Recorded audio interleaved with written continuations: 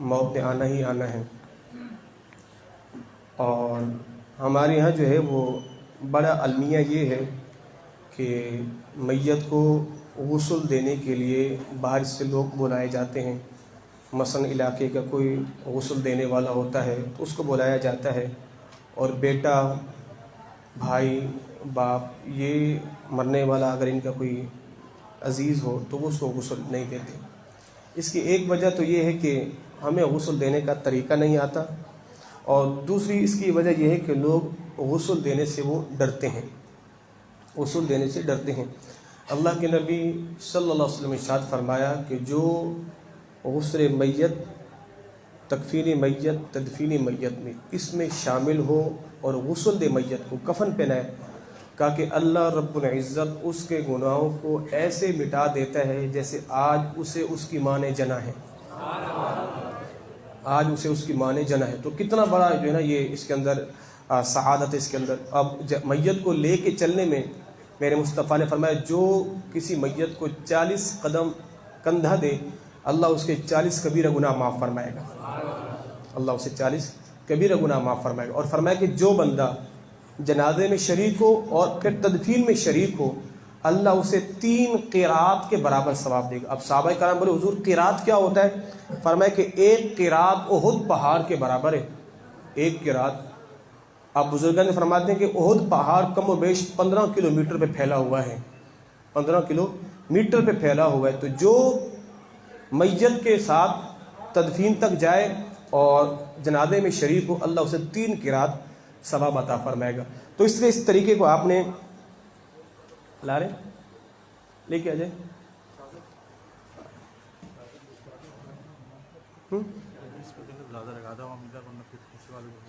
اس کو بس آپ کو دکھ جائے گا۔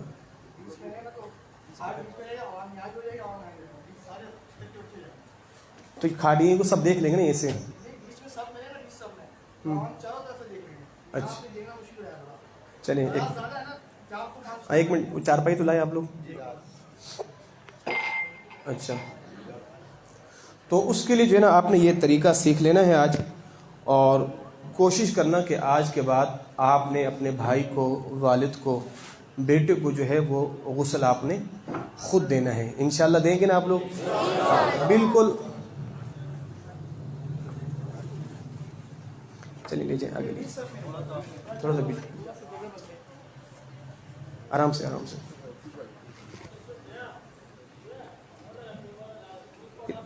ادھر کرو، نہیں اس میں نہیں سمجھا جائے گا، اس لیے سمجھا جائے گا۔ ادھر لائیں، ادھر لائیں، ادھر لائیں، وہ اسی کے اوپر رکھ دیجیے گا، اس کو رکھیں،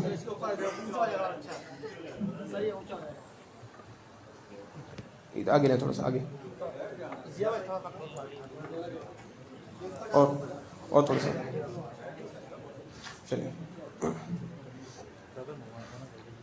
بھائی اسی کے اوپر بچھا دیں، ڈال دیں۔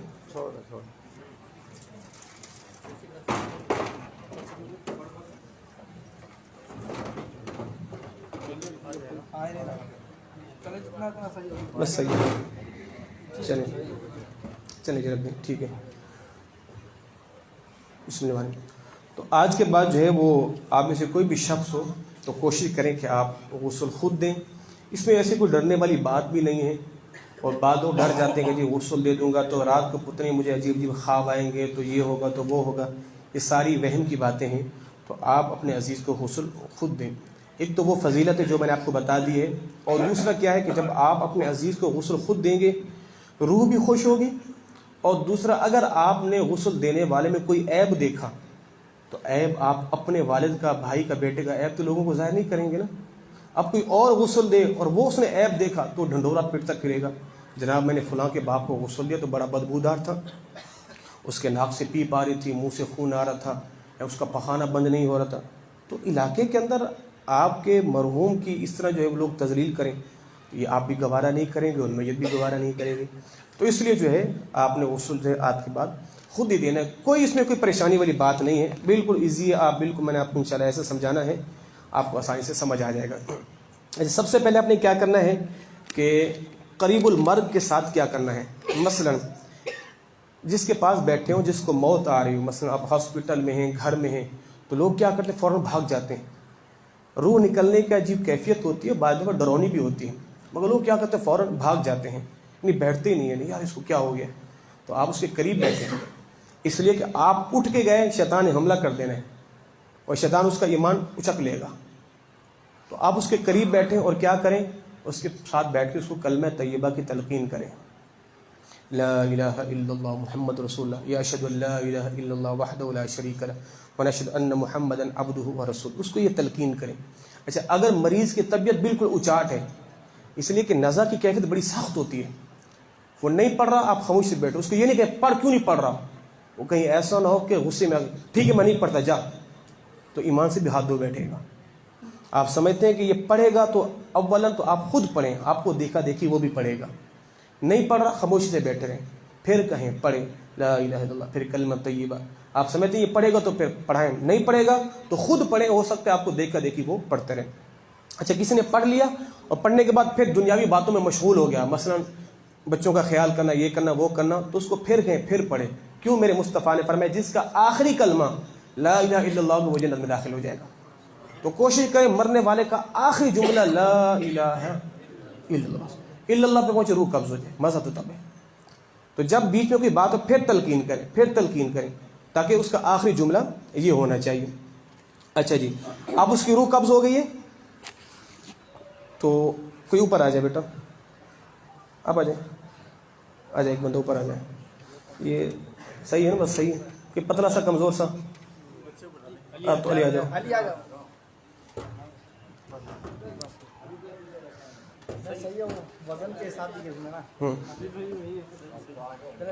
سیدھے ہو جائے.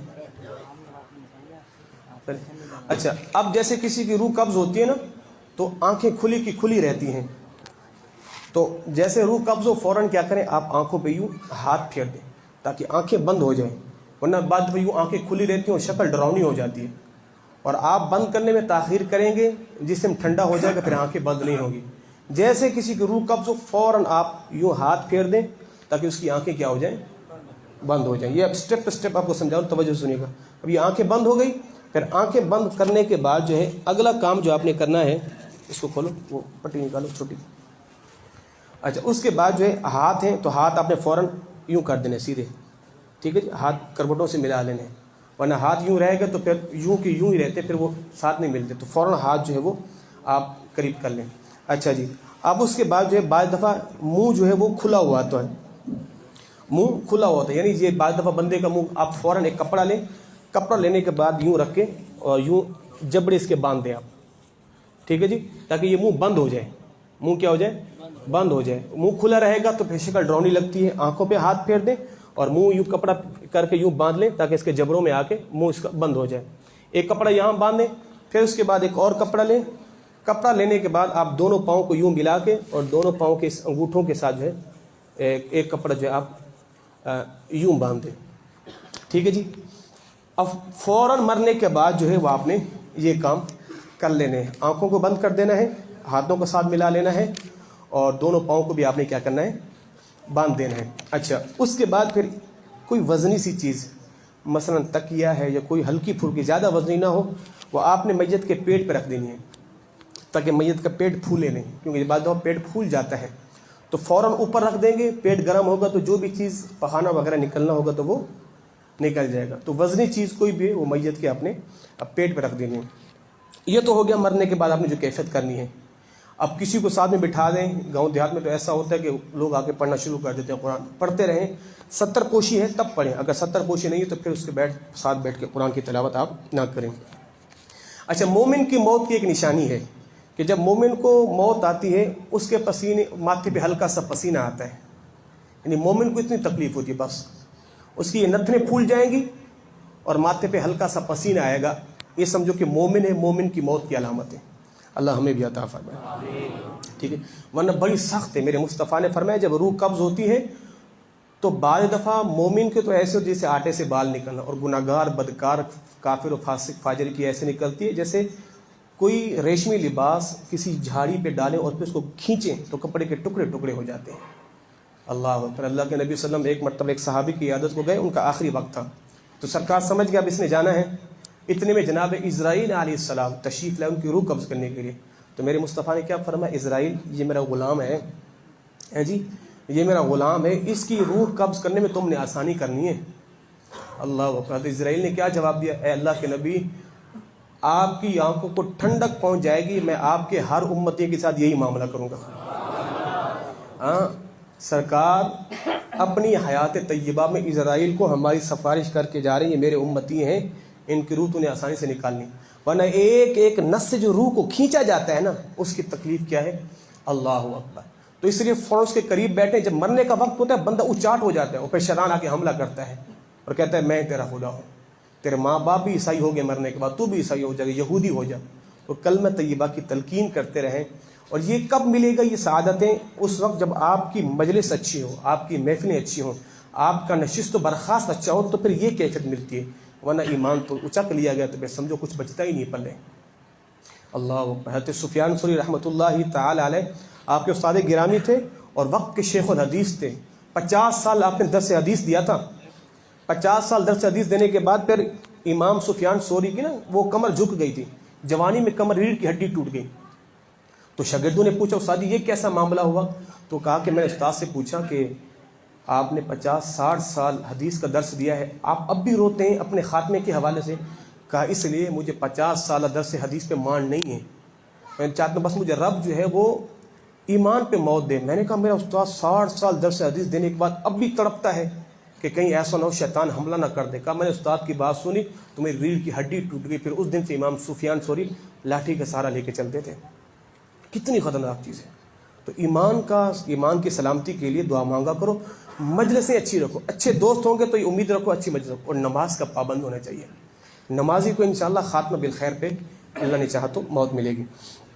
اچھا جی، کلمہ طیبہ ہو گیا. کلمہ طیبہ ہمیں تلقین کرنی ہے اور روح آنکھیں بند کرتے ہوئے بسم اللہ وعلی ملت رسول اللہ، بسم اللہ وعلی. ڈرنا بالکل نہیں ہے. ہماری قوم تو ایسی ہے کہ باپ کی شلوار بھی اٹھا کے باہر پھینک دو، پھینکو باپ کو کچھ عصیب نہ آ جائے، کچھ جن. خدا کے بندے ساری زندگی اس باپ کی گودی میں بیٹھا رہا جو شلوار باپ پہن کے بیٹھا تھا، اور آج تو ڈر لگ رہا ہے باپ کی شلوار سے. لوگ باپ کا رومال لے کے باہر کے غریبوں کو دے دیتے ہیں. وہ پگلے خود پہن، برکتیں ملیں گی. باپ کی قمیض خود پہن، باپ کی چپلیں خود پہن. ایک بزرگ فرما رہے تھے کسی شخص کا انتقال ہوا تو اس کا باپ بڑا مہنگا سویٹر پہنا کرتا تھا. تو میں نے کہا یار یہ سویٹر ہے مطلب اتار کے دے دیتا ہوں. کہا کہ نہیں مولوی صاحب کیا ہو گیا، مردوں کی چیزیں کون پہنتا ہے؟ تو کہتا ہے پھر میں نے مجبوراً اس کو کاٹ کے پھینک دیا. تو میت کے کپڑے ہوں اتار کے پہنے، پھینکے نہیں. یعنی اولاد کی بے وفائی دیکھیں، مرتے ہی باپ کی ہر چیز کو بھلانا چاہتا ہے، یعنی مرنے کے بعد میرے سے رشتہ ہی نہ رہے. توبہ توبہ، اللہ اکبر. خدا کے بندو ماں باپ سے وفا کیا کرو، ماں باپ کی ہر ایک چیز سنبھال کے رکھا کرو. کسی کو پیر مسواک دینا ساری زندگی چومتا ہے، اور باپ کا جوتا کوئی اٹھا کے بندہ باہر پھینک دیتا ہے. ٹھیک ہے جی. تو ان چیزوں کا اچھا اب یہ کریں کپڑے پھاڑے نہیں، کپڑوں کو اتارنے کی کوشش کریں.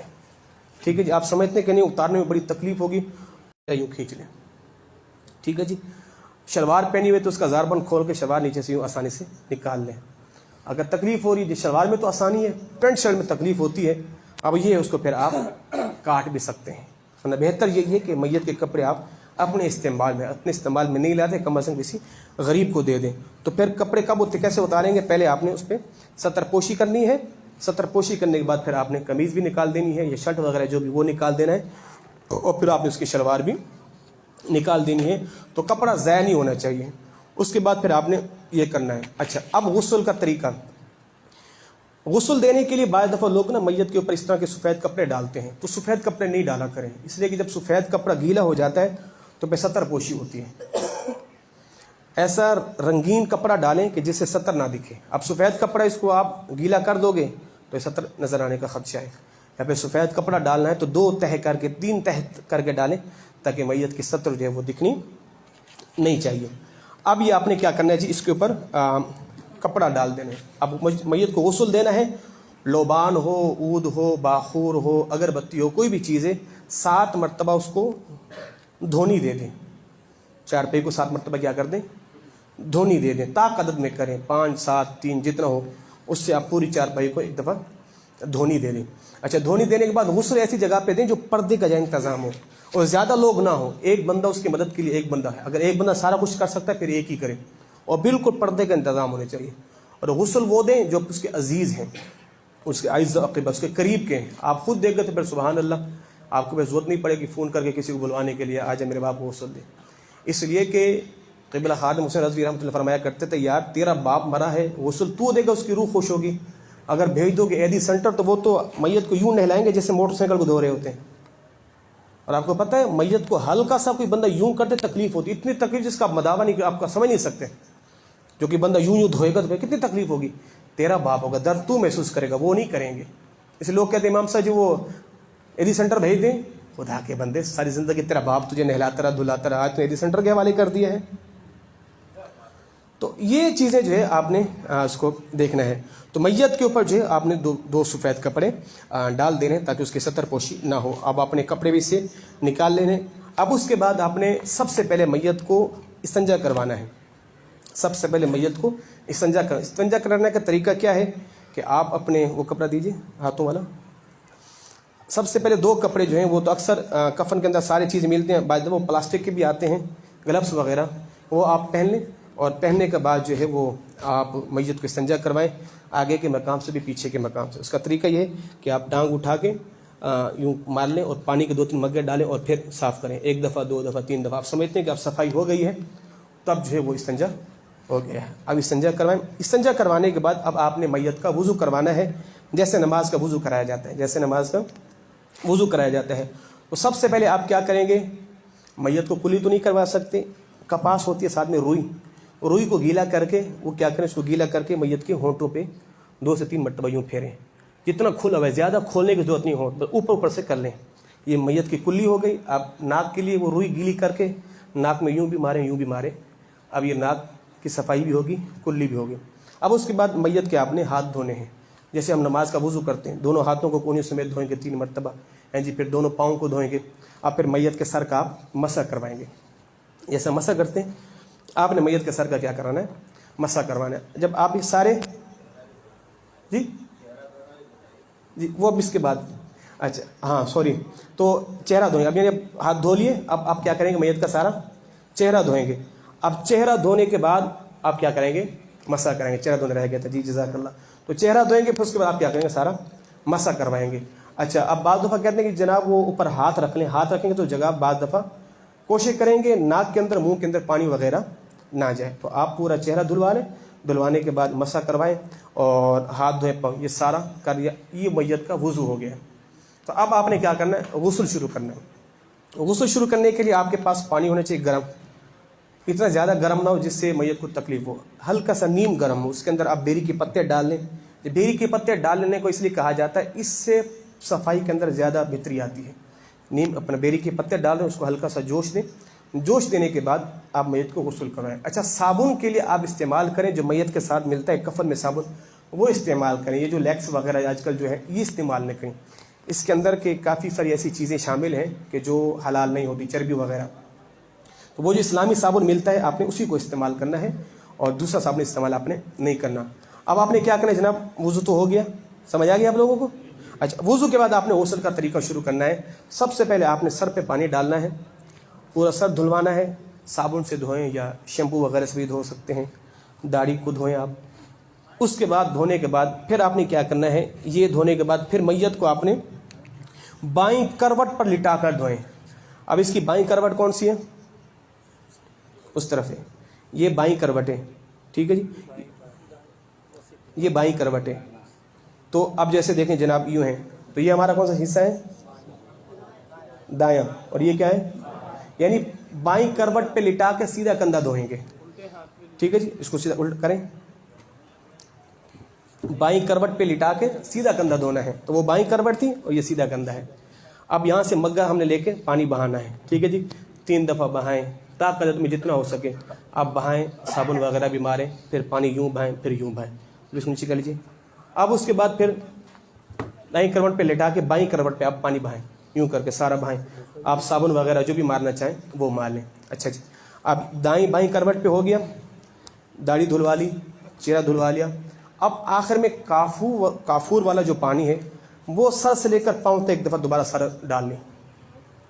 کیا کر لیں, سارا ڈال لیں. اب یہ آپ کا سمجھیں کہ میت کا غسل ہو گیا. اب کپڑا جو ہے وہ ایسا رکھیں کہ اس سے جو ہے وہ ستر پوشی جو ہے وہ اس کی نہیں ہونی چاہیے. اچھا, اب غسل کرنے کے بعد یہ سارا غسل کا طریقہ سمجھ گئے آپ لوگ. پہلے بائیں کروٹ پہ لٹا کے دائیں کروٹ کو, پھر دائیں پہ لٹا کے بائیں کروٹ کو دھوئیں گے. پہلے اس سے داڑھی کا, چہرے کا دھوئیں گے, پھر اس سے پہلے وضو کا کروائیں گے. یہ سارے طریقے کے بعد اب آخر میں ایک دفعہ پھر آپ نے کیا کرنا ہے, میت کو یوں اٹھا کے بٹھانا ہے ہلکا سا. اب ہلکا سا آپ نے ہاتھ سے یوں زور دینا ہے, ہلکا سا, زیادہ نہیں, تاکہ کوئی جو گندگی وغیرہ رہ گئی وہ بھی نکل کے آ جائے. اب ہلکا سا آپ یوں زور دیں گے, ایک ہی دفعہ دیں گے, ٹھیک ہے جی. اب اس کے بعد پھر دوبارہ جو ہے وہ یہ گلف پہن لیں گے, پھر ایک دفعہ آپ پھر نجاست کو دھوئیں گے, نجاست کو پھر دھو لیں گے, نجاست آ رہی ہے تو پھر دھوئیں. اب دوبارہ بار بار آپ اس کو جو ہے وہ زور نہیں دیں گے. اچھا, اب دوبارہ نہ وضو کی حاجت ہے اور نہ ہی جو ہے وہ غسل کی حاجت ہے. اب میت کا ہے جناب والا غسل ہو گیا ہے. ایک صاف کپڑا لے کے ہلکا ہلکا سا جسم آپ نے پہنچ لینا ہے, ہلکا ہلکا سا. اب اس طرح نہیں پہنچنا جس طرح ہم لوگ جو اپنے جسم کو پہنچتے ہیں. اچھا جی, ہاں. اب اس کے بعد غسال جو غسل دینے والا ہے اس کے لیے مستحب ہے میت کو غسل دینے کے بعد پھر خود اپنا غسل کر لے, یہ مستحب ہے یہ غسال کے لیے. اچھا, نابالغ لڑکا ہے تو نابالغ لڑکے کو عورت بھی غسل دے سکتی ہے. یعنی اتنا نابالغ ہے کہ وہ شہوت کو نہیں پہنچائی, سمجھے کہ وہ اس کو شعور نہیں ہے. بعض دفعہ 8-9 سال کے بچے بھی سمجھداری کے اس میں زمرے میں آتے ہیں, اس کو عورت غسل دے سکتی ہے. اگر کوئی بچی ہے چھوٹی اور حد شہوت کو نہیں پہنچی تو اس کو مرد بھی غسل دے سکتا ہے, یعنی باپ بھائی وغیرہ بھی غسل دے سکتے ہیں. اچھا جی, یہ ہو گیا. اور پھر دوران غسل کوئی عیب دیکھیں تو عیب کو کیا کرنا ہے, چھپانا ہے. اللہ کے نبی نے فرمایا کہ میت میں عیب دیکھو اس کو چھپاؤ, میت میں خوبی دیکھو اس کو ظاہر کرو. خوبی کیا ہے, کوئی بندہ کہ جناب بڑا کمال ہو گیا, میں نے غسل دیا تو اس کے ہونٹ ہل رہے تھے, جب میں نے کان لگا کے سنا وہ دروشی پڑھ رہا تھا. اور یہ حقیقت ہے, دن کے شب و روز یوں گزرتے ہیں نا تو پھر ان کی زبانیں بھی جاری رہتی ہیں, ان کی زبانیں بھی. اب میں نے آپ پہلے بھی بتایا تھا, ہمارے جیسے مدرسے کے بچے ہیں, اب میرا اپنا خود کا بھتیجا جو ہے وہ مدرسے پڑھتا ہے 18واں پارہ. اب کیا پورا ہفتہ قرآن پڑھتا رہتا ہے, پڑھتے جب رات کو سوتا ہے تو وہ پڑھ رہا ہوتا ہے وَلَوْ أَنَّنَا نَزَّلْنَا إِلَيْهِمُ الْمَلَائِكَةَ. تو مسلسل جو چیز رہتی ہے وہ اب جیسے کنیکٹر ہے, سادن آواز لگایا لالو کھیت رات کو بھی لگا رہا ہوتا ہے, سبزی والا بھی لگا رہا ہوتا ہے. پاس میں آ گئی. تو اگر آپ اپنی زبان پہ کثرت کے ساتھ قرآن پاک پڑھیں گے, درود پاک پڑھیں گے, تو مرنے کے بعد بھی درود کی آواز آ رہی ہوگی. ٹھیک ہے, تو اس لیے کہا جاتا ہے اپنی زبان کو لا یعنی باتوں میں صرف نہیں کرو. بات کرنی اچھی کرنی, ورنہ خاموشی رہنا ہے. من صامت نجا, دیکھیں میرے مصطفیٰ جو خاموش تھا اس نے نجات پالی. خاموشی کے اندر اتنی حکمت ہے, اتنی حکمت. اللہ اکبر. او ہو, حکیم لقمان کا نام سنیں, مشہور ہے ہمارے یہاں. یہ اللہ کے نبی نہیں تھے, اس زمانے کے بنی اسرائیل کے ولی تھے. حکیم لقمان سے کسی نے پوچھا کہ اللہ نے آپ کو حکمت کیسے عطا کی ہے, جواب کیا دیا, خاموشی سے. حکیم لقمان کو اللہ نے حکمت کہاں سے دی, خاموشی. کہتے میں خاموش رہتا تھا بس, تو خاموشی سے اللہ نے حکمت عطا کی. تو خاموش رہا کریں. لا یعنی باتوں سے بندہ کفر میں چلا جاتا ہے, گمراہ ہو جاتا ہے, مرتد ہو جاتا ہے. خاموش نہ, بات کرنی ہے, درست کرنی ہے, ورنہ کرنی ہی نہیں ہے.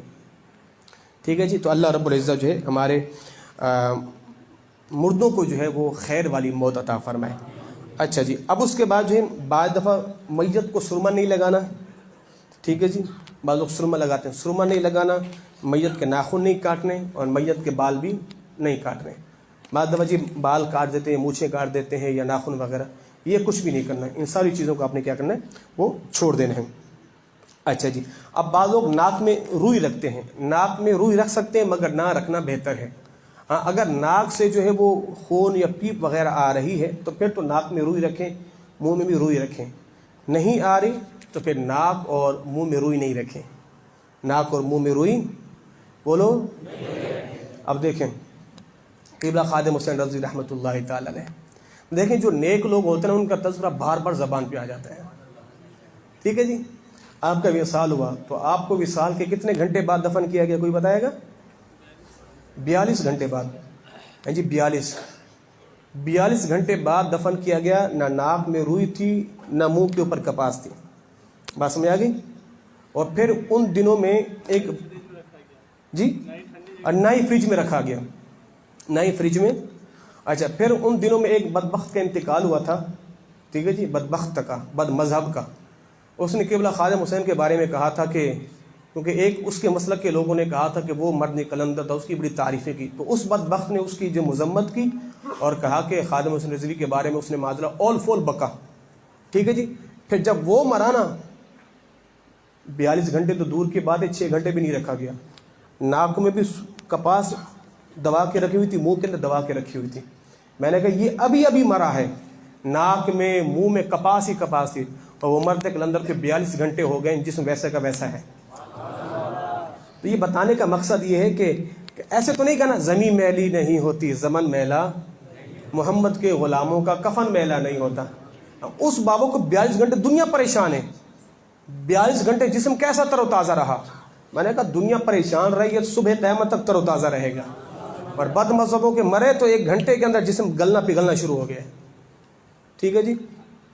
अच्छा जी। अब उसके बाद जो है वो इस्तेमाल वाले जो कपड़े होते हैं मैयत के, वो आपने फेंकने नहीं है। जो बर्तन हो, बाद साबुन होता है, लोग साबुन भी उठा के बाहर फेंक देते हैं, जनाब ये साबुन से भी हमें डर लग रहा है। तो ये सारी चीज़ें हैं वो इसराफ के अंदर आती है, इससे हमने क्या करना है वो बचना है। अब नीचे आ जाओ, ये कपड़ा निकालो बड़ा वाला। अच्छा, अब हमने कफन पहनाना है, तो कफन पहनाने से पहले भी हमने कफन को धोनी दे देनी है। करना है धोनी दे देनी है, बाखूर ऊद लोबान अगरबत्ती वगैरह कफन को हमने यूँ करके धोनी दे दें ताकि कफन के अंदर खुशबू आ जाए। ठीक है जी। अब उसके बाद मैयत के लिए 3 कपड़े हैं। मैयत के लिए किन कपड़े हैं? मर्द के लिए 3 है, औरत के लिए 5 है। मर्द के लिए 3 है और औरत के लिए, सबसे पहले नीचे बिछाते हैं लिफाफा। क्या बिछाते हैं? लिफाफा। बैठ जाओ। लिफाफा जो है वो इतना बड़ा होना चाहिए कि मैयत के सर से 1 फीट बचता हो, कि बांधने में आसानी हो, बांधने में क्या हो? आसानी हो। फिर उसके बाद बिछाएंगे इजार। इजार इतना हो सर से लेकर पाँव तक, इससे ज़्यादा बड़ा ना हो। ठीक है। और उसके बाद फिर कमीज़, कमीज़ कंधों से लेकर घुटनों से नीचे होनी चाहिए। ठीक है। तो सबसे पहले हम बिछाएंगे सबसे बड़ा कपड़ा। और कफन अगर आप अपना बनाना चाहें तो आप जाके ले लें, 7 मीटर लंबाई हो और 2.25 गज चौड़ाई हो। ये बने हुए भी मिलते हैं। अगर आप मैयत को अच्छा कपड़ा, अल्लाह के नबी ने फरमाया अपने मुर्दों को अच्छे कफन में अपना कफन दो। कोई मर गया अच्छा कपड़ा पहनता था, उसके मेयार का बेहतरीन जो है सफ़ेद कपड़ा ले गए। ये लट्ठे की सस्ती चादर हम जैसे गरीबों के लिए यार, करोड़पति के लिए बेहतरीन कपड़ा लाए, इसलिए कि जो कपड़े पहनता था वैसे कपड़े में मैयत को जाना चाहिए। ठीक है। और कपड़ा सफ़ेद होना चाहिए। दूसरे कपड़ों में कफन दे सकते हैं, मगर सुन्नत क्या है? सफ़ेद कपड़ा, अल्लाह के नबी ने इसी का फरमाया है। तो ये बड़ी चादर है। तो सबसे पहले हम बिछाएंगे, इसको हम कहते हैं लिफाफा। लिफाफा जो है वो जनाबे वाला इतना बड़ा हो कि मैयत को ऊपर लिटाने के बाद जो है पाँव की तरफ से भी बांधा जा सके और सर की तरफ से भी बांधा जा सके। ये सबसे पहले बिछाएंगे हम लिफाफा। फिर उसके ऊपर बिछाएंगे इजार। इजार इतना हो कि मैयत के सर से लेकर क्या कहते हैं वो पाँव तक होना चाहिए। लाइए,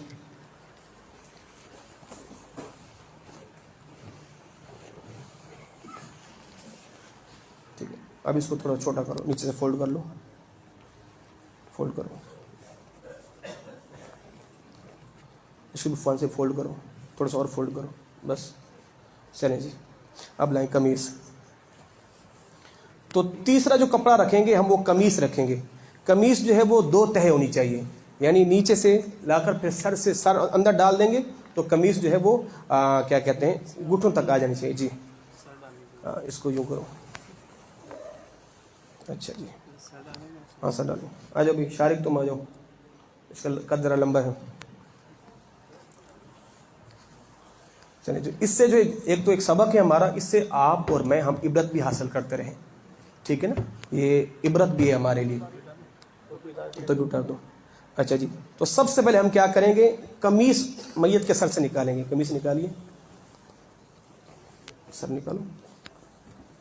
चलिए, अब इसको डालो।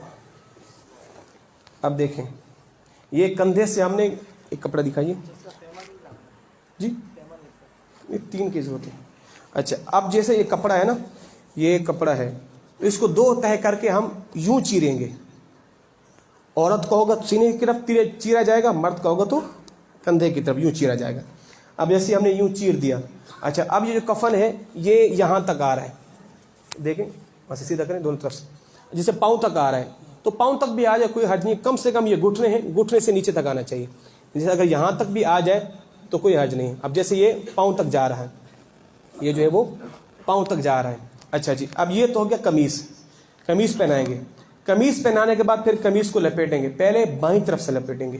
پہلے تو بائیں طرف کون سی جناب جی, یہ آ گئی بائیں طرف.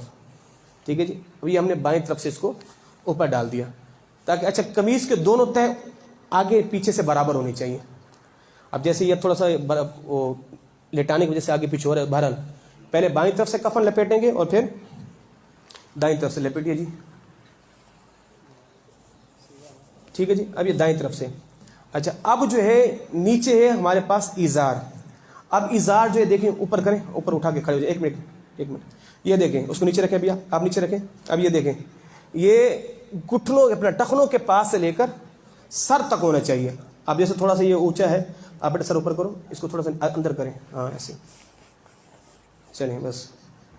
اب دیکھیں, لائیے جی یہ بائیں طرف سے.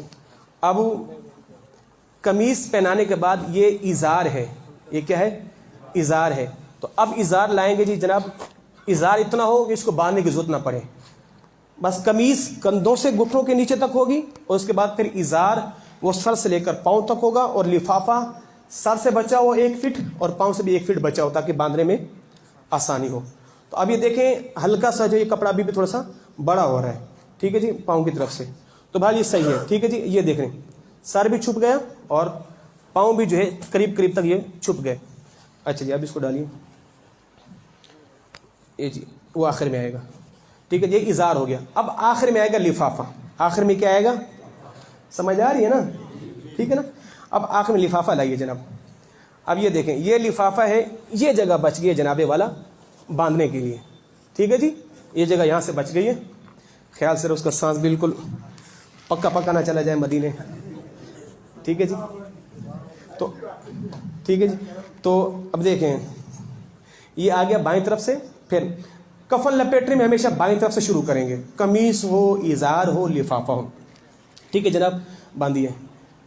تو اب یہ آ گیا جناب دائیں طرف سے. ٹھیک ہے, اب وہ لائیے, رسی لائیے بیٹا ذرا جلدی سے.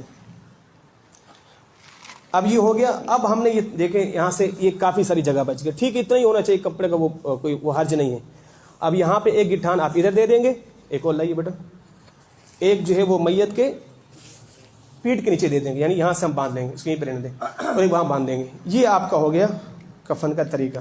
اب ایسا ہونا چاہیے تاکہ دکھانے میں چہرہ جو ہے وہ آسانی ہو, کہ ہلکا سا جو جیسے آپ یوں کر کے یوں کر دیجیے. اب آپ یوں کر دیجیے. ٹھیک ہے, اور پھر بند کرنا اس کو, پھر یوں کر کے آپ بند کر دیں. آگے سمجھیے. تو یہ تو ہے جناب والا کفن دینے کا طریقہ. اچھا, یہاں پر ایک چیز ہم رہ گئے ہیں, وہ آپ کو میں بتا دیتا ہوں. جیسے ہم نے قمیص پہنائی نا, اتار دیجیے, قمیص پہنائی. قمیص پہنانے کے بعد آپ نے ایک کام کرنا ہے, خوشبو لگا دینی ہے میت کو. عطر ہے تو لگانا کہاں ہے, اعضائے سجود پہ. جیسے یہ گھٹنے ہیں, سجدے میں جاتے ہیں زمین سے لگتے ہیں, یہاں خوشبو لگائیں گے, یہاں لگائیں گے. اور پھر پاؤں ہیں, پاؤں پہ لگائیں گے خوشبو, پاؤں کے تلووں پہ لگائیں گے. ٹھیک ہے جی, اور پھر ہاتھوں پہ لگائیں گے. کفن کے اوپر سے بلے لگا دیں. ٹھیک ہے جی, ٹھیک ہے, ہاتھوں پہ لگائیں گے. پھر یہ پیشانی پہ لگائیں گے, یا عطر وغیرہ ہاتھوں میں مل کے داڑھی پر بھی لگا دیں گے, سر پہ بھی لگا دیں گے. یعنی جو جو چیزیں سجدے میں جاتے زمین سے لگتی ہیں ان سب پہ ہم کیا لگائیں گے, خوشبو. ایک تو کافور کا پانی بہائیں گے, اور پھر قمیص پہنانے کے بعد آپ کیا کریں گے, میت کو خوشبو لگائیں گے. بات سمجھ آ گئی جی. جی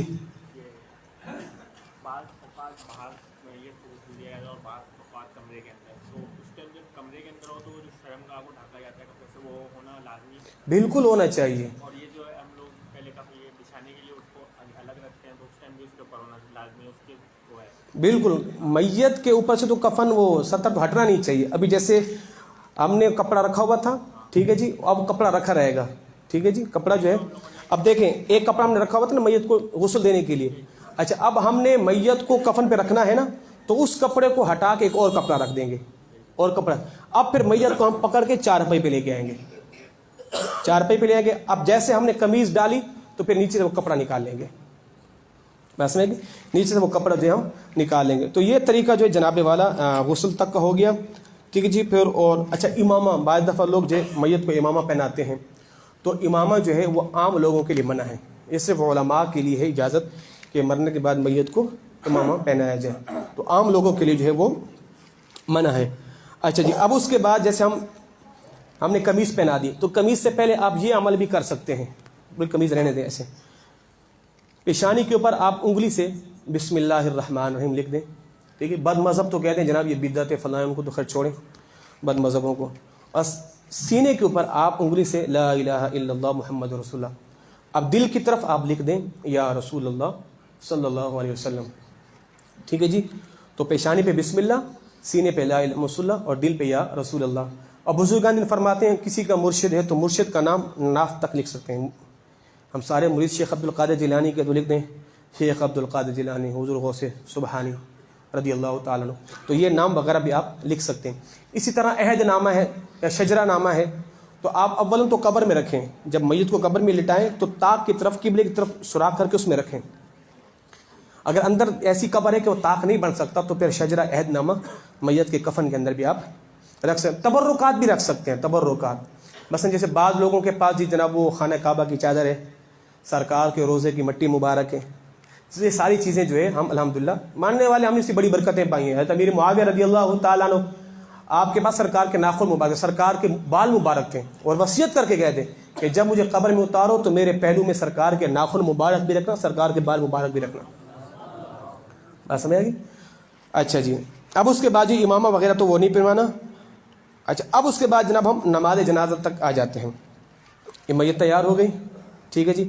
اب نماز جنازہ، تو نماز جنازہ کے لیے کیا ہے؟ نماز جنازہ کی 4 ارکان ہیں، 2 ارکان ہیں نماز جنازہ کے۔ بعض دفعہ لوگوں کو نماز جنازہ کی دعائیں نہیں آتی تو 2 کام کریں، ایک تو یہ کہ 4 تکبیریں کہیں، یعنی نماز جنازہ کے 2 فرض ہیں، 4 تکبیریں کہنا اور قیام یعنی یوں کھڑا ہونا بھی فرض ہے اور 4 مرتبہ اللہ اکبر کہنا بھی۔ تو جس کو کچھ بھی نہیں آتا نا وہ 2 کام ضرور کریں، ورنہ پھر کیا سنت مؤکدہ کیا ہے؟ ثنا پڑھیں گے، دروشی پڑھیں گے اور میت کی دعا پڑھیں گے، سبحانک اللہم و بحمدک و تبارک اسمک و تعالی جدک و جل ثناؤک۔ تو جس کو وجل ثناؤک کا نہیں آتا تو بغیر اس کے پڑھ لیں۔ پھر درود ابراہیمی جو نماز میں پڑھا جاتا ہے، پھر میت کی دعا پڑھیں۔ میت کی دعا نہیں آتی اللہم ربنا آتنا فی الدنیا یہ پڑھ لیں، اللہم اغفر لی اللہم اغفر لی یہ پڑھ لیں، اور نابالغ لڑکی کی دعا بھی پڑھنی چاہیے۔ اچھا اب نماز جنازہ کے بعد، اچھا نماز جنازہ جو ہے وہ کون پڑھائے؟ تو پہلے بتایا تھا کہ نماز جنازہ پڑھانے کا مستحق وقت کا بادشاہ ہے۔ یہ بات وہ لوگ کہتے ہیں جناب یہ تو میرا ابا تھا میں پڑھاؤں گا، اب وہ حافظ ہو یا حافظ نہ ہو عالم ہو جناب میں نے پڑھانا، یہ غلط ہے۔ اسی چیز کو ہم نے مسجد کے اندر بھی الحمدللہ لاگو کیا ہے۔ بادشاہ جو وقت کا ہے، اب ظاہر ہمارے سارے بادشاہ نکمے ہیں جن کو صورت اخلاص نہیں آتی وہ کیا پڑھائیں گے، ورنہ حق بنتا تھا عمران خان پڑھائے۔ بات سمجھ آ گئی نا؟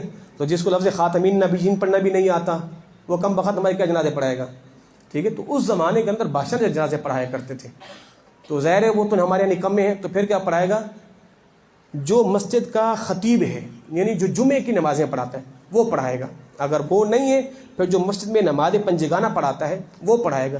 وہ بھی نہیں ہے تو پھر جو مسجد میت کا ولی ہے وہ پڑھائے گا۔ یعنی کسی کے بیٹے سے ہمارے حق 2 زیادہ ہیں، ہم مسجد کے خطیب جمعہ بھی ہیں اور امام مسجد بھی ہیں، ہمارے حق 2 زیادہ ہیں میت کے بیٹے سے۔ اگر ایسا ہے کہ جو میت ولی ہے محلے کی مسجد کا امام ہے خطیب نہیں ہے، اب وہ اور جو باہر سے آیا اس کا بیٹا اور وہ اس سے زیادہ علم والا ہے، یعنی مسجد کا جو امام ہے وہ امام ہے خطیب نہیں ہے عالم نہیں ہے، وہ خالی نماز پنجگانہ پڑھاتا ہے، اور جس کا باپ ہے وہ اس کا بیٹا عالم ہے، تو پھر اس وقت کے اندر امام کو پیچھے آنا چاہیے اور وہ بیٹا آگے پڑھائے گا۔ بات سمجھ گی؟ اچھا جی، تو ہم نے جو یہاں پہ جو سلسلہ رکھا تھا نا جنازہ نہ پڑھنے کا، اس کی وجہ تھی بد مذہب آ گئے۔ ایک بندہ آ گیا جی میرے پاس، میں نے کون ہو جی؟ میں فلاں مذہب کا ہوں، مسلک کا ہوں، میں نے درس اسلامی پوری کی ہوئی ہے۔ تو میں نے کہا آپ نے پوری کی آدھی کی آپ پیچھے کریں، آپ جنازہ نہیں پڑھا سکتے اور ہم جنازہ پڑھ بھی نہیں سکتے، اور ہم پر بڑا سخت فتویٰ ہے، اگر ہم نے بد مذہبوں کے پیچھے نماز پڑھی تو ہمارے نکاح ٹوٹ جائیں گے۔ یہ فتویٰ میرا نہیں، اعلیٰ حضرت کا فتویٰ ہے، بڑا سخت فتویٰ ہے۔ تو بد مذہب کے پیچھے ہماری نماز بھی نہیں ہے، ہمارا جنازہ بھی نہیں ہے، ٹھیک ہے۔ اور ہمارے کہتے ہیں کہیں ایمرجنسی تو آگے چلے جائیں، یہ بات پھر لمبی چوڑی ہے۔ بہرحال ہم ان کے پیچھے نماز کیسے پڑھیں جو جا بجا میرے مصطفیٰ کی توہین کرتے پھریں جی؟ جو یہ کہیں کہ نماز میں خیال آ جائے تو نماز ٹوٹ جاتی ہے، پھر جمعے میں بیان کیا ہے تو سرکار کے خیال سے نماز ٹوٹتی ہے۔ جو میرے نبی کو یہ کہیں کہ نبی تو ایسے جیسے علاقے کا کوئی چودھری ہوتا ہے، کوئی بڑا بھائی ہوتا ہے، کوئی ڈھاکیا ہوتا ہے، کوئی کسی کے بھائی کو چودھری کہہ کے دکھائے تو وہیں پہ مار ڈالے گا۔ لفظ چودھری بھی لفظ غلط ہے، ایک چودھری کی میں نے خود سنا، وہ چودھری کہتا ہے یہ لفظ چودھری غلط ہے، یہ اصل میں تھا کہ چوتھری، تو چوتھری جو ہے وہ کہا جاتا ہے کہ مغلیہ سلطنت کے اندر نا بادشاہوں نے کچھ لوگوں کو مقرر کیا تھا کہ وہ لوگوں سے زبردستی ٹیکس لے کے آتے تھے. تو لفظ تھا چوتھ ہری, تو لفظ چوتھ ہری سے بدلتے بدلتے چودھری ہو گیا ہے.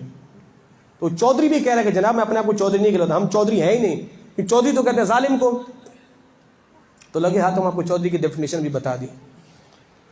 اچھا جی, اب جنازہ تو بتا دیں کون پڑھائے. اب جنازے کی بعض لوگ آتے ہیں, تکبیریں رہ گئی ہیں. اب جیسے امام نے سلام پھیرا, بندہ پہنچا ابھی تو کیا کرے گا, وہ بھی فوراً تکبیر کہہ کے ہاتھ باندھ کے اور خود سے 3 تکبیریں کہہ دے گا, اللہ اکبر اللہ اکبر اللہ, وہ بھی سلام پھیر دے گا. اکثر لوگ پوچھتے ہیں اگر آپ چوتھی تکبیر میں لیں, ابھی امام سلام پھیرنے والا تھا اللہ اکبر کہہ کے, آپ نے فوراً آ کے اللہ اکبر کہا, امام نے سلام پھیرا, آپ فوراً 3 مرتبہ اللہ اکبر اللہ اکبر اللہ اکبر کے آپ بھی سلام پھیر دیں.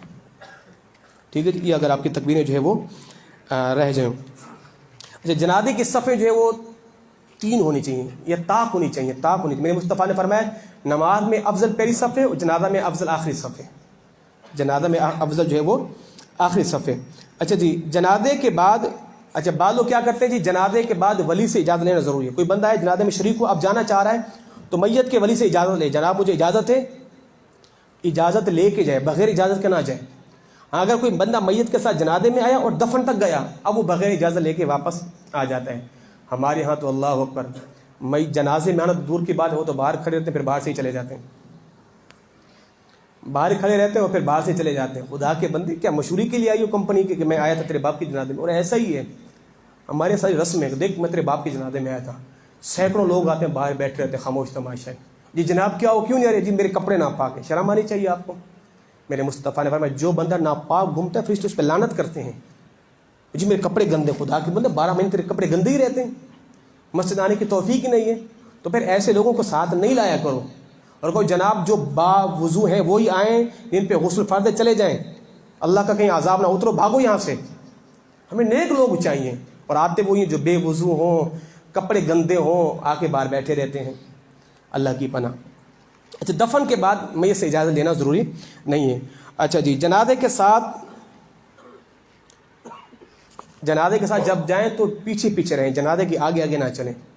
اچھا, ہمارے یہاں یہ بھی کہ جب جنازہ آتا ہے لوگ کھڑے ہو جاتے ہیں, کھڑے ہو جائیں نا جناب, جنازہ سارے کھڑے ہو گئے.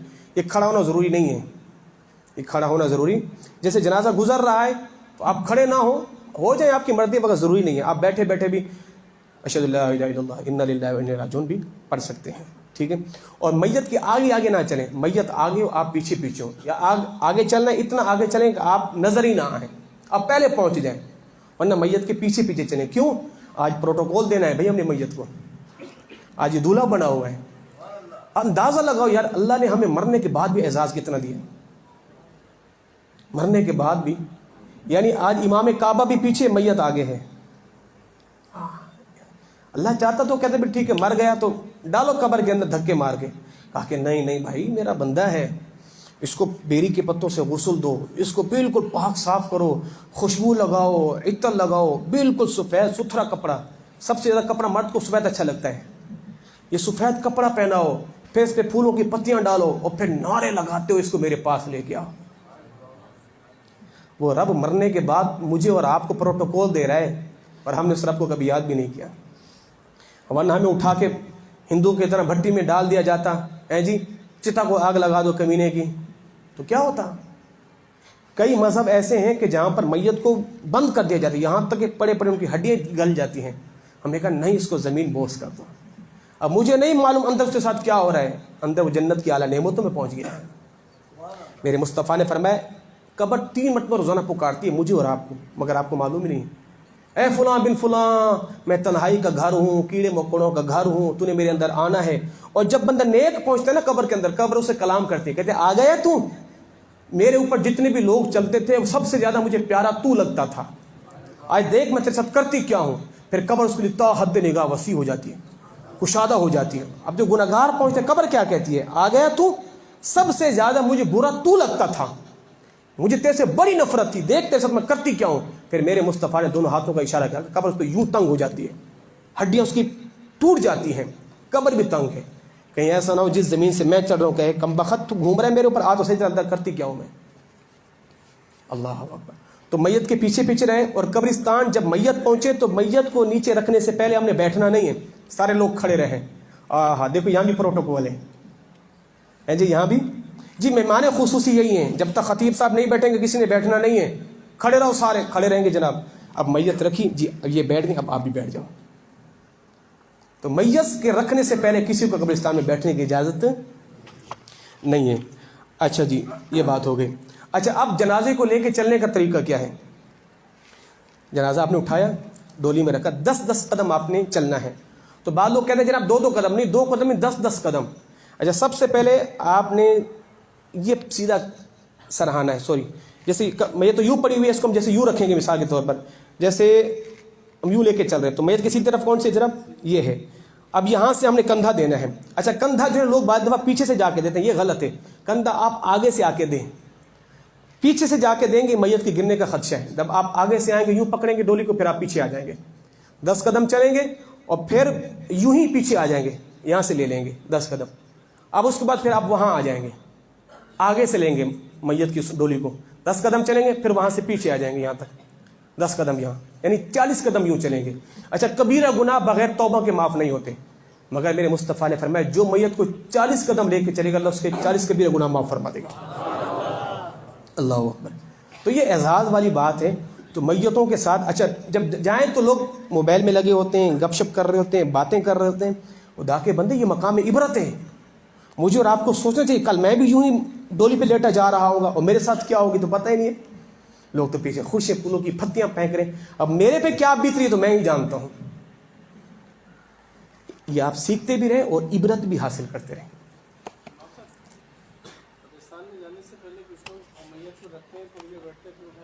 नहीं, ये गलत है, इसलिए कि मेरे मुस्तफ़ा ने फरमाया जब नेक बंदे का इंतकाल हो तो वो क्या कहता है, अज्जिलूनी अज्जिलूनी, ओ भाई जल्दी करो जल्दी करो, मुझे जल्दी लेके पहुंचाओ। आप तो ठहर गए। जो गुनहगार होता है कहते हैं मुझे कहाँ लेके जा रहे हो, ठहरो भाई, मुझे नहीं ले जाओ नहीं ले जाओ। मगर नेक कहता है नहीं जल्दी करो भाई जल्दी करो, सदियों तो उसकी तैयारी करते रहा कब्र की। तो नेक मैयत के लिए जल्दी, गुनहगार कहता है लोगों के आगे पाँव पड़ते हो, भाई मुझे नहीं लेके जाओ। नहीं, ये मंजिल, ये लोगों में जो रिवाज है ये गलत है। मैयत को आहिस्ता आहिस्ता लेके जाएं, प्रोटोकॉल करना, जल्दी ले जाएं न बिल्कुल धीरा, दरमियानी रफ्तार से लेके जाएं और कहीं पे रुक के जो है वो सांस वगैरह आपने लेनी नहीं है। अच्छा जी, अब बच्चा है, जैसे नाबालिग बच्चा है, बच्चे उसको एक बंदा भी उठा सकता है, रास्ते में उसको चेंज भी कर सकते हैं कि जनाब अब आप उठाएं, अब आप उठाएं। अच्छा जी, इसके बाद जो है वो हमारे यहाँ मशहूर है कि बीवी के जनाजे को शोर कंधा नहीं दे सकता, ये गलत है। बीवी के जनाजे को शोर कंधा दे सकता है, उसको देख भी सकता है, मगर उसको हाथ नहीं लगा सकता, उसको छू नहीं सकता, ये जो है वो नहीं करेगा। अच्छा, कब्र में नहीं उतारेगा, कब्र में शोर अपनी बीवी को नहीं उतारेगा। और उसका कोई महरम उतारे, जैसे भाई है, बेटा है, भांजा है जी, या जिनके साथ उस औरत का निकाह नहीं हो सकता था, वो लोग उस औरत को जो है वो कब्र में उतारेंगे पर्दे के साथ। अच्छा, जिसको हम आगे चलते हैं।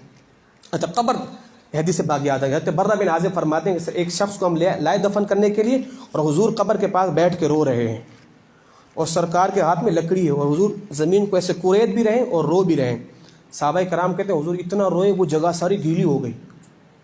फिर मेरे मुस्तफ़ा उठे, उठने के बाद फरमाया ए मेरे असहाब, इस कब्र की तैयारी करो, इस कब्र की तैयारी करो। इसके जो मैं जानता हूँ वो तुम नहीं जानते, जो मैं जानता हूँ वो तुम जान लो, जो मैं देखता हूँ वो तुम देख लो। फिर तुम जंगलों में जाओ, अपने सरों में खाक डालो और कहो मालिक तू हमें माफ़ फरमा दे, तो हमें माफ़ फरमा दे। अल्लाह अकबर। अच्छा जी, और फिर कब्र का जो है वो मैयत से खिताब ये हो गया। ठीक है जी, 3 किरात मैंने कहा जो जनाजा में शामिल हो और तदफीन में शामिल, उसके 3 किरात हैं, यानी उसको 3 ओहद पहाड़ के बराबर अल्लाह जो है वो सवाब अता फरमाएगा। अच्छा, कब्र की जो है वो लंबाई और चौड़ाई कैसी होनी चाहिए? जो पथरीला इलाके वहाँ तो लहद बनाते हैं, लहद का माने कब्र नीचे खोद के फिर अंदर खोदते हैं, मैयत को अंदर रख के फिर ऊपर मिट्टी डाल देते हैं। अब जैसे जो पथरीला है, पथरीली ज़मीन है, फिर वहाँ पर लहद जो है वो नहीं खोदी जा सकती। तो कब्र की जो लंबाई है वो कद से ज़्यादा होनी चाहिए, लंबाई कब्र की कद से, और कब्र की जो चौड़ाई है वो कम से कम आधे कद के बराबर कब्र की चौड़ाई होनी चाहिए, और उसकी गहराई कम से कम आधा कद हो, वरना आधे कद से भी ज़्यादा हो। गहराई अगर पूरे कद के बराबर भी तो कोई हर्ज नहीं है, वरना आधा कद तो होना चाहिए। आधा नहीं फरमाया था है जी कि जब मुझे दफन करो तो मेरी कब्र ज़्यादा गहराई खोदना। कहा क्यों? कहा इसलिए कि जब सरकार कब्र में आए तो मैं उठ के खड़ा हो जाऊँगा। हुजूर के इस्तकबाल के लिए।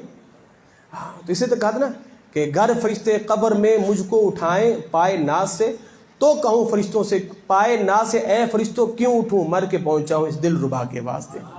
कब्र में सरकार आए तो मैं क्या है, कब्र में सरकार आए तो मैं कदमों में गिरूं, गर फरिश्ते उठाएं तो मैं उनसे यूं कहूं, पाए मुस्तफ़ा से ए फरिश्तों क्यों उठूं मर के पहुंचा हूं इस दिल रुबा के वास्ते। है जी, तो गहराई भी कम से कम कद के बराबर होनी चाहिए। और आज हमारे यहाँ तो अच्छा जी लगे हाथों को सवाल का जवाब दे दूं, पीछे जो मैं किसी ने किया था कि एक कब्र में 2 मैयतों को डालना, ये बिल्कुल गलत है जनाबे वाला। यहाँ नहीं कहीं और ले जाओ किसी और कब्रिस्तान में, यार मरने के बाद तो उस बाबा को स्पेशल कब्र लेके दे दो।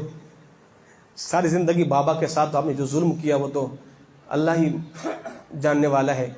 लोग क्या करते हैं बाप के साथ, जुल्म ज़्यादतियाँ करते हैं। मरने के बाद बेचारों की कब्र तो स्पेशल दे दो, इतना तो कर सकते हो। यहाँ जगह नहीं तो किसी और कब्रिस्तान लेके जाओ, किसी और कब्रिस्तान। लोग अपनी आसानी के लिए देखते हैं, नहीं शब बारात आएगी तो कौन वहाँ जाएगा, इधर ही चले जाएंगे। खुदा के बंदे, ऐसा नहीं होने चाहिए। मिलजुल के पूरा औरंगी टाउन नहीं है कब्रिस्तान, तो यहाँ के जो MNA MP जो भी जिम्मेदार है उनसे बात करें भी हमें एक जगह अलाउट कीजिए, वहाँ हमारा कब्रिस्तान होना चाहिए। अगर सारे लोग निकले ताकतवर लोग तो ये नामुमकिन तो नहीं है। अच्छा जी जी, नहीं ये गलत है, ये वसीयत गलत है। अब्बा से कहो अब्बा सारी जिंदगी तो अम्मा के साथ है, अभी भी साथ रहना है। नहीं नहीं नहीं तो उनके नहीं कब्र अलग ही रहने दो। तो उनसे कहे साथ रहने की जरूरत नहीं है, रूहें मिल जाएंगी। और जो हमारे खालू का इंतकाल है वो बहालपुर में रहते थे शहर में, अब वो हमारी जो खाला थी उसकी कब्र वो देहात में थी हमारे उस शरीफ के अंदर। तो मेरी कज़न कहने लगी कि नहीं अब्बा ने हमारे कहा कि मुझे यहाँ दफन करना इस शहर के अंदर, और हम चाहते हैं कि नहीं उसको वालदा के साथ दफन करें ताकि इनकी रूहें आपस में मिले। मैंने कहा पगली इसको यहीं दफन कर दे, रूहें मिलती रहेंगी इंशाअल्लाह। ठीक है जी, तो अलग कब्र का जो है आप जो है वो क्या करें जनाबे वाला एहतमाम करें। अच्छा, कब्र में उतारे कैसे हैं? कब्र में उतारने के जनाबे वाला 3 तरीके हैं। एक तरीका तो ये है कि आप किबले की जानिब से उतारें मैयत को, यानी जैसे मैयत को उठाया आपने दोनों हाथों से पकड़ा और 2 यूं करके किबले की जानिब से उतार दिया, एक तरीका तो ये है। और एक तरीका ये कि आप पाँव से पहले सर दाखिल करें, और फिर तीसरा तरीका ये कि पहले आप सर से पाँव दाखिल करें। तो 3 तरीके हैं, आप इसको जो है वो दफन कर सकते हैं। ये सारे मुस्तहब हैं। बाद दफ़ा कब्रिस्तान में हंगामा खड़ा हो जाते हैं, ये अपने कैसे करते, ये तो नाजायज़ है। खुदा के बंदे ये मुस्तहब सारी चीज़ें, इसमें हंगामा करने की क्या जरूरत है? असल चीज़ मैयत को दफन करना है, प्रोटोकॉल दफन हो रही है। अगर किसी ने वहाँ से भी दफन कर दिया किबले की जानिब से नहीं किया तो अब भी कोई हर्ज नहीं है। तो लोग अल्लाह के ऐसे बंदे होते हैं जिन्हें दीन का पता है, हंगामा कर देते, ये तुमने क्या कर दिया खुदा के बंदे, आज तक तो ऐसा हुआ ही नहीं है। तो इसके अंदर जो है वो कोई मुज़ायका नहीं है। तो औरत को जो है वो उसके महरम में उतारेंगे। अच्छा, अब कब्र में उतारने के बाद मैयत को कोशिश करें कि जैसे ये सीधी जानिब, मैयत को थोड़ा सा ऊपर करके उसके नीचे कोई चीज़ रख दें ताकि उसकी करवट किबले की जानिब हो जाए, उसका रुख भी किबले की जानिब हो, सीधी करवट किबले को लेट जाए। कोई चीज़ नहीं है तो फिर मैयत को यूं ही लिटा दें और उसका फिर चेहरा जो है वो यूं करके किबले की जानिब कर दें। अल्लाह अकबर। और बुजुर्ग दिन फरमाते हैं जिसको आपने गुनाहगार देखना उसकी कब्र खोदो, कब्र खोदने के बाद उसका जाके चेहरा देखो, किबले की तरफ है समझो जन्नती है, किबले से फिर गया समझो जहन्नमी है। और कहते हैं हमने कई लोगों को देखा उनका चेहरा किबले की तरफ किया जाता फिर जाता था, किबले की तरफ होता ही नहीं था। अल्लाह, इतने बदकार शख्स।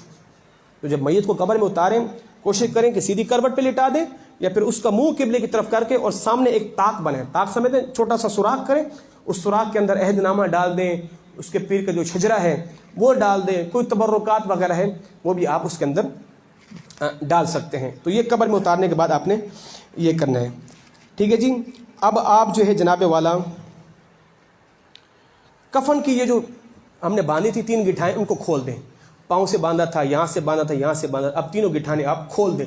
नहीं भी खोलते तो इसके अंदर कोई हर्ज जो है वो नहीं है। अच्छा जी, अब जो है आखिरी चीज़ें जो है वो आप बताते हैं मट्टी डालने का तरीका। मट्टी डालने का तरीका तो सबसे पहले सराहने खड़े हो जाएंगे, 3 मुट्ठी लेंगे, पहले कहेंगे मिन्हा खलकनाकुम, फिर लेंगे मिन्हा खलकनाकुम व फीहा नुईदुकुम, और फिर तीसरी मिन्हा नुखरिजुकुम तारतन उखरा। 3 मट्टी आप यहाँ से डालेंगे। और अल्लामा इकबाल ने बड़ी कमाल की बात की है कि सारी ज़िंदगी की दोस्ती का सिले 3 मुट्ठियाँ हैं। सारी जिंदगी की दोस्ती का सिला ही 3 मुट्ठियां हैं, जिससे सारी जिंदगी दोस्ती करते रहे, आखिर में आया 3 मुट्ठियां पे फेंक के चला है, ये ले ये ले ये ले, यही सारी जिंदगी की दोस्ती का सिला है। अच्छा, अब उसके बाद जो है कब्र से जितनी मिट्टी निकली उतनी ही डालें, इससे ज़्यादा बाहर से मिट्टी मंगवा के कब्र के अंदर डालना जो है वो ये गलत है। अच्छा, कब्र की जो ऊपर का ताबीज़ है वो ऊँट के कुहान की तरह बना है। बाद लोग क्या करते हैं, वो 4 कोनियाँ बना देते हैं, इधर भी कोना इधर भी कोना इधर भी, और बीच में फूल पत्तियाँ उगाते हैं, ये गलत है। बात समझ आ गई? उसको यूँ कुहान की तरह बनाए, और कब्र ज़मीन से कम 1 बालिश उठी होनी चाहिए, 1 बालिश से ज़्यादा। आला हज़रत अदीम बरकत के मज़ार पुर अनवार की अगर आप तस्वीर देखें तो उसके अंदर भी इतना ही है, आपकी कब्र मुबारक 1 बालिश ये उससे ज़्यादा उठी हुई है, इससे ज़्यादा जो है वो उठाना ये दुरुस्त नहीं है। तो कुहान की तरह जो है वो आप क्या कहते हैं, कब्र का जनाबे वाला तावीज़ बनाएं। अच्छा जी, अब कब्र के ऊपर लोग बाद में जाते हैं ना, लोग कब्रिस्तान में पानी का छिड़काव कर रहे होते हैं। अगर पानी का छिड़काव इस वजह करके कि मैयत को ठंड पहुंचेगी, ये तो गलत है। मैयत को ठंड आपके पानी से नहीं पहुंचेगी, ईसाले सवाब से पहुंचेगी। अगर आप पानी का छिड़काव इसलिए कर दें कि यार कब्र से मिट्टी उड़ रही है, ये जम जाएगी, तो फिर पानी का छिड़काव करना जायज़ है, वरना मना है। पानी का इसराफ है, ये पानी का ज़ाय करना है, इससे हमें बचना चाहिए। यहाँ फूल की पत्तियाँ डालें जो ताज़ा हों, ठीक है जी।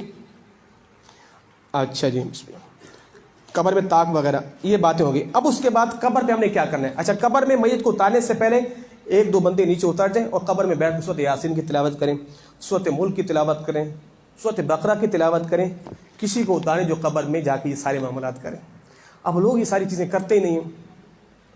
अच्छा, हमारे गाँव देहात के अंदर जो लोग हैं, बड़े चौधरी लोग हैं या गरीब लोग भी होते हैं, वो बड़ा अहतमाम करते हैं। मैयत का इंतकाल हुआ, 8-10 हुफ़ाज़ ला के बैठा दिए, 6 इधर 6 इधर। अब जब तक तदफीन है तो बैठ के कुरान पढ़े जा रहे हैं, पढ़े जा रहे हैं, पढ़े जा रहे हैं। ये हो गया। अब जब कब्र में उतारने से पहले कब्र में बैठ के पढ़ रहे हैं, कुरान पढ़ रहे हैं, ये हो गया। फिर जब तदफीन कर ली, फिर 1-1 हफ्ते तक हाफिज बैठ के उस बाप की उसकी कब्र पे बैठ के पढ़ रहे हैं। तो ये जो है हमें भी करना चाहिए। जो मालदार हैं, अल्लाह ने दौलत दी है, 5-6 हाफिज बुला के बिठा दो, ठीक है जी। अब आप कहें जी मौलवी साहब आप इधर बैठ के पढ़ो 6 दिन के लिए, अब उसका और भी तो काम काज है ना भाई, उसने खाली ये जिम्मेदारी तो नहीं ली, वो आपका एक तरह से अजीर हो गया। अब उसको उजरत दो, जनाबे वाला 7 दिन या 6 दिन 10-8 हुफ़ाज़ ला के बिठा दी, वो पढ़ते रहे, आप उनकी खिदमत करें, आप उनकी क्या करें, खिदमत करें। तो खिदमत करनी चाहिए। मुफ्ती फ़क़ारुद्दीन साहब रहमतुल्लाह तआला कारी साहब, वो कहते हैं कि अमजीदा के उस्ताद साहब थे, एक बंदे का निकाह पढ़ाया तो उस ज़माने के अंदर 8 आने गलबन ऐसे कुछ मिला करता था, या 9 रुपये या 8 रुपये उनको दिए थे। तो एक अरसे के बाद वो बंदा गया, इमाम मौलवी साहब वो तो तलाक हो गई है। तो उन्होंने कहा भाई जब 8 रुपये दोगे तो निकाह भी 8 दिन ही चलेगा, तो 8 दिन ही चलेगा।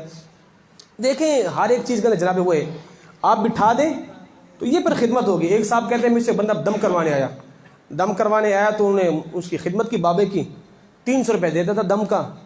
कहते जनाब मैं तो ठीक हो गया। अगले दिन आया तो 50 रुपये दिया, तुमने फिर दम भी ऐसा किया। कहते अब तो ठीक ही नहीं हो। कहा 300 थे तो दम अच्छा था। एक मैं नेचर बता रहा हूँ, ऐसा ही है, ऐसा ही है। ज़ाहिर हर एक अपने वो लोग होते हैं ना, हर एक बंदा मैकेनिक के पास भी जाओ ना, पैसा ज़्यादा तो काम अच्छा करेगा, आपने हल्का फुल्का दिया वो भी ऐसे लेपा लेपी कर देगा। तो जो मालदार है मरने के बाद अपने बाप के लिए हफ़ाज़ कुरान को बिठाएं, वो बैठ के दिल जमी के साथ। जब हम मदरसे के बच्चे होते हैं जो कुरान खानियों के लिए जाते हैं, यहाँ तो खैर नादरा के बच्चे जो रिहायशी बच्चे होते हैं, अब कुरान खानी करके आए और साहिब खान ने कुछ नहीं खिलाया तो आके पता क्या कहते हैं, हमने बगैर वज़ू पढ़ा था, हमने बगैर वज़ू ही पढ़ा था। मदरसे के बच्चे ज़ाहिर हमने ज़िंदगियाँ गुजारी हैं। एक तो मदरसे के बच्चे बेचारे यतीम मिस्कीन होते हैं, परदेश से आते हैं और बाहर लोगों से लेके जाते हैं, 2-2 घंटे पढ़वाते हैं, कुछ खिलाते पिलाते भी नहीं हैं। तो बच्चे कहते हैं हम भी ऐसे पढ़ गए थे, और फिर उल्टा के बददुआएं करते हैं, उल्टा आगे। और जो कोई साहिब खाना बच्चों को खुश कर दे, अल्लाह अकबर। हमारे साथ फरमाते हैं कुछ लोग बच्चों को ले जाते थे, अक्सर मेहमान आज़ाद जो होते हैं ना, बच्चों को ऐसे ले जाते थे, पढ़वाते कुछ नहीं थे, वह खाली उनकी खिदमत करते थे, खिलाते पिलाते, फिर आके छोड़ देते थे। उनको पता ये इनसे कुछ ना भी पढ़वाओ ना, जब ये दुआ करते हैं अल्लाह इनकी दुआ कबूल फरमाते हैं। अच्छा, सहाबा कराम के ज़माने में ना, सहाबा कराम कहते हैं हुजूर के ज़माने में एक बुरी औरत थी, और जुम्मे के दिन ना वो चुकंदर की जड़ें हैं ना, वो लेके उसके अंदर कोई चीज़ें बना के मीठा हलवा बनाती थी। अब जैसे जुम्मे का दिन आता ना, वो बुढ़िया जो है जब बाहर निकलती, सहाबा कराम कहते हम खड़े हो जाते थे, اب دیکھتے بوڑھی اماں آئی نہیں, آ گئی جی آ گئی, چلو میرے گھر تمہیں حلوہ کھلاؤں. یعنی صحابہ کرام کہتے ہیں ہم پورا جمعہ اس بی بی اماں کا انتظار کرتے کب جمعہ آئے گا اور ہمیں یہ میٹھا حلوہ کھلائے گی.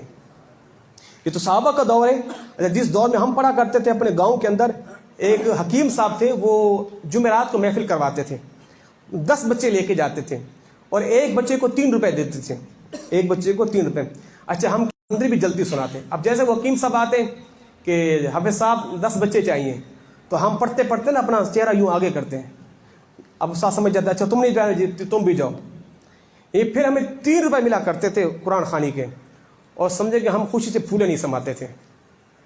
یعنی ایک وہ غربت کے دور بھی تھے, اور الحمدللہ آج تو 3 روپے کا دور گیا تو 3-3 ہزار آ رہے ہیں, مگر وہ لطف نہیں ہے, وہ سکون نہیں ہے, وہ چاشنی بھی نہیں ہے, کچھ بھی نہیں ہے, وہ کچھ بھی نہیں ہے. آج کسی کو 1000 روپے دو, قبلہ مفید صاحب ہم پیدا بھی نہیں ہوئے تھے, تو وہ دور بڑے عجیب دور تھے. اچھا آج تو بچوں کو اچھا کھلایا جاتا ہے نا. ہمیں پتہ کیسے کھلایا جاتا تھا؟ ہم اپنے گاؤں کے اندر نا ایک بڑی سی چھابڑی لیتے اور بڑا سا کٹورا لیتے اور بڑا سا ڈنڈا لیتے اور جاتے تھے سارے گھروں سے دروازے پہ دستک دے دے کے روٹی لیتے تھے. کس نے ساگ دیا, کس نے کیا دیا, وہ ایک ایک کٹورے میں سارے سالن 15-20 سالن ایک کٹورے میں جمع ہو گئے. کس نے کھٹا دیا تو کس نے میٹھا دیا, سارا جمع ہو گیا. اب شام کو ہمارے استاد صاحب بیٹھ کے چمچ پورا مال کو سب کو مکس کر دیتے, پھر ایک ایک بچے کو روٹی پہ رکھ کے دیتے, اور آج تک وہ ذائقہ اس زبان کو ترس رہی ہے. آج تک وہ ذائقہ کو. ہم 150 طلباء تھے اور 1 پاؤ چنے کی دال میں ہمارا سالن بنتا تھا, اور جب ہم سالن لیتے تھے ہمیں ڈھونڈنے سے بھی 2-3 چنے ملتے تھے پانی کے اندر, مگر کہتے ہیں یار وہ زمانہ بڑا سہانا تھا. آج بہترین قسم کے من و سلوا کھلا دیں, تکے بروز نہ جانے کیا کچھ کھلا دیں, وہ نہ مزہ آ رہا ہے نہ ذائقہ آ رہا ہے. خلوص تھا اس زمانے کے اندر, اور جن لوگوں نے وہ زمانہ پایا اللہ نے انہیں علم کی دولت سے مالا مال کیا ہے. اور آج آسائشیں تو بہت ہیں, علم نہیں ہے. اس زمانے میں آسائشیں نہیں تھی, علم تھا. تو بہرحال اللہ رب العزت ہمیں جو یہ معروضاتی باتیں میں نے آپ کے سامنے. جی ہاں, مرنے سے پہلے اپنی قبر پہلے سے بنوا لینا اچھی بات ہے. بعض لوگ کفن پہلے سے رکھوا لیتے ہیں, اچھی بات ہے. ایک صاحب کہ جناب میں نے پہلے سے کفن لے کے رکھ دیا. میں نے کہا کیوں؟ کہا کہ میری اولاد کا بھروسہ نہیں ہے, مرنے کے بعد کفن دے یا نہ دے. کوئی کہا تو پہنا, کوئی کہا تو پہنا, تو میں سے ہی پڑا رہوں گا. یعنی اس اولاد کی اس بدبختی کیا کہ ماں باپ اسے ڈرے ہوئے ہیں. اس کئی لوگ نا احرام لاتے ہیں وہاں سے, اور احرام اپنے کفن کے لیے رکھتے ہیں. تو سبحان اللہ, یہ بھی ہونا چاہیے. اچھا جی, دفن کرنے کے بعد یہ طریقہ ہو گیا, اور پھر جو ہے سرہانے کی طرف الف لام میم سے لے کر اولئک المفلحون تک, اور پھر پاؤں کی طرف جا کے آمن رسول سے لے کر آخر تک یہ آپ نے پڑھنا ہے. پھر اس کے بعد آپ نے اذان دینی ہے قبلے کی طرف ہو کے اللہ اکبر اللہ اکبر. ٹھیک ہے جی. اب بد مذہب کے جناب اذان نہیں تو یہ بدعت ہے, اور پگلے تو نہیں دلوا, ہمیں تو دلوانی ہے. اس لیے کہ اذان دینے سے شیطان بھاگ جاتا ہے, اور پھر جب فرشتے آتے من ربو کا ما دینو کا, تو پھر فرشتوں کے سوالات میں میت کامیاب ہو جاتی ہے. اذان آپ نے ضرور دینی ہے, سورۃ ملک پڑھنی ہے, اور پھر میت کو تلقین کرنی ہے. کیا کرنی ہے؟ یا فلاں بن فلاں, یعنی اس کا نام پھر اس کی ماں کا نام لینا ہے, باپ کا نام نہیں. فلاں بن فلاں یعنی اس کی ماں کا نام لینا ہے. نام لینے کے بعد کہنا ہے قل لا الہ الا اللہ, اے مرنے والے تو لا الہ الا اللہ کہیں. اور پھر قل ربی اللہ و دینی الاسلام و نبی محمد رسول اللہ صلی اللہ علیہ وسلم, یہ آپ نے بتانا ہے. اس کو اپنے لفظ میں کہ اے میت اللہ ہمارا رب ہے, اسلام ہمارا دین ہے, اور محمد ہمارے رسول ہے صلی اللہ علیہ وسلم. یہ تلقین کرنی ہے تاکہ آپ کے جملوں کو وہ سن سکے. ایک صحابی کرام کا انتقال ہو, بس بات میری ختم ہو رہی ہے. اچھا جی, تو ان کا جب انتقال ہو, وصال ہونے لگا, تو اپنے بیٹے سے کہا کہ جب میں مر جاؤں تو مرنے کے بعد کیا کرنا, دفن کرنے کے بعد فوراً بھاگ کے نہیں آنا, میری قبر پہ ٹھہرنا. آج تو لوگ دفن کیا تو 2 منٹ کے اندر آ گئے. 2 منٹ کے اندر ایسے ہی ہوتا ہے نا حافظ صاحب, علامہ صاحب, ایسے ہی ہوتا ہے. بس گئے, دفن کیا تو مٹی ڈالی, اور یہ کیا وہ کیا پانی ڈالا, جی چلے جی چلو سارے چلو. بھائی کیا ہے وہ جناب گھر میں مہمان ان کو بریانیاں کھلانی ہے. خدا کے بندوں, اللہ کے نبی نے فرمایا جس کے ہاں انتقال ہو اس کے ورثاء کو چاہیے کہ ان کے لیے کھانے کا اہتمام کریں. یہاں الٹی گنگا بہ رہی ہے کہ جس کے ہاں باپ مرا ہے اس نے جنازے میت کا کفن کا اہتمام کرنا ہے, ڈولی بھی لانی ہے, مسجد میں اعلان بھی کروانا ہے, اور کھانے کا آرڈر بھی کروانا ہے. استغفر اللہ, یہ غلط ہے. ہمارے ننیال ہے وہ خانپور کے اندر, وہاں یہ طریقہ ہے کہ جس کا انتقال ہوتا ہے نا وہ گھر سے بیٹر ہے. اب پورے علاقے والی کمیٹی بنی ہوئی کیا کرتی ہے, کفن کا انتظام کرے گی, لوگوں سے چندہ لے گی, یعنی ان لوگوں کے ساتھ بنا ہوا ہے تو ہر ایک بندہ 500 روپے دے گا. اب اسے کیا کریں گے, کفن بھی لے کے آئیں گے, تدفین کا اہتمام کریں گے, کچی اینٹیں لائیں گی, پھر اس کے لیے سوئم کا سارا خرچہ پورا علاقہ اٹھائے گا. نہیں, میت کو انہیں کچھ بھی نہیں کہنا. یہ بہترین طریقہ پر جس کا بھی انتقال تو پوری کمیٹی ہے وہ لوگوں سے لیتی اور یہ اہتمام کرتی ہے. تو آپ نے فرمایا کہ جب مجھے قبر میں اتارو اتنی دیر قبر کے اوپر ٹھہرنا جتنی دیر میں اونٹ ذبح کیا جاتا ہے, پھر اونٹ کی کھال اتاری جاتی ہے, پھر اس کے گوشت کے ٹکڑے ٹکڑے کیے جاتے ہیں, پھر اسے لوگوں میں تقسیم کیا جاتا ہے. اتنی دیر تک تم نے میری قبر پہ ٹھہرنا ہے. اب آپ حساب لگا لیں, یہ سارا پیریڈ کم سے کم 4-4.5 گھنٹے سے کم کا نہیں, اتنا آپ نے قبر پہ ٹھہرنا ہے. یہاں تو لوگ ٹھہرتے ہی نہیں ہیں. تو بہرحال یہ چند ایک باتیں تھیں, مجھے امید ہے کہ آپ نے سب نے اس کو یاد کر لیا ہوگا, اور آج کے بعد آپ خود جو ہے اپنے والد کو, بھائی کو, بیٹے کو غسل دینا ہے. کوئی چیزیں آپ نے پوچھنی ہو تو بعد میں بھی آ کے مجھ سے پوچھ سکتے ہیں کہ جناب والا میں نے یہ کرنا ہے, آپ مجھے بتائیں. قبر میں خود اتاریں اور غسل بھی خود دیں, کفن بھی خود پہنیں, سارے معاملات آپ خود کریں. پھر آپ کی مرنے والی کی روح بھی خوش ہوگی اور آپ کو خود بھی تسکین ملے گی, اور ان کی جناب کیا جائے آپ. ٹھیک ہے جی. تو اللہ رب العزت ہماری اس کلاس کو اپنی بارگاہ میں قبول و منظور فرمائے. ہاں, قبر کے اندر جو بلاک لگوائیں, بلاکوں میں کوئی حرج نہیں ہے, ظاہر ہے وہ کچے ہیں. پکی اینٹوں سے اندر چنائی کروانا ہے, اندر پلستر وغیرہ کرنا, یہ ساری چیزیں جو ہے وہ منع ہے. اچھا, اوپر بنا سکتے ہیں, اوپر جو ہے بعض جیسے ٹائل وغیرہ لگواتے ہیں اوپر, اس میں کوئی حرج نہیں. اصل قبر وہ نیچے ہے جس میں میت لیٹی, ادھر جو دیوار ہے وہ اصل قبر ہے, اس کا کچا ہونا ضروری ہے. اور آپ نے ارد گرد باؤنڈری کھینچ کے ماربل لگوا دیا, پھولوں کی پتیاں ڈال دی, اس میں کوئی حرج نہیں ہے. چلے جی, انشاءاللہ اللہ نے چاہا تو پھر ایک مرتبہ پھر جو ہے نا ایک عرصے ایک بار یہ کلاس دوبارہ کریں گے تاکہ آپ کو اب یاد دہانی بھی رہے. اور ایسے انشاءاللہ ایک ہفتے بعد, 2 ہفتے بعد, مہینے بعد چھوٹی چھوٹی کلاسیں ایسے ہم کرتے رہیں گے. آمین. اللہم صلی علی.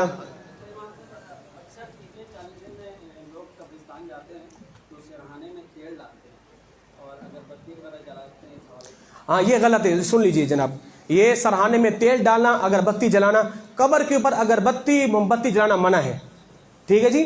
اگر آپ نے اگربتی جلانی ہے تو قبر کے اوپر نہیں, سائڈ پہ جلائیں تاکہ آنے والوں کو خوشبو ملے. اور قبر کے اوپر بھی آگ لگانا یہ بھی منع ہے. تو تیل ڈالنا, اگربتی, موم بتی, یہ ساری چیزیں کیا ہیں, منع ہے. جی. آمین. اللهم صل على سيدنا مولانا محمد وبارك وسلم. اللهم تقبل منا انك انت السميع العليم وتب علينا يا مولانا انك انت التواب الرحيم.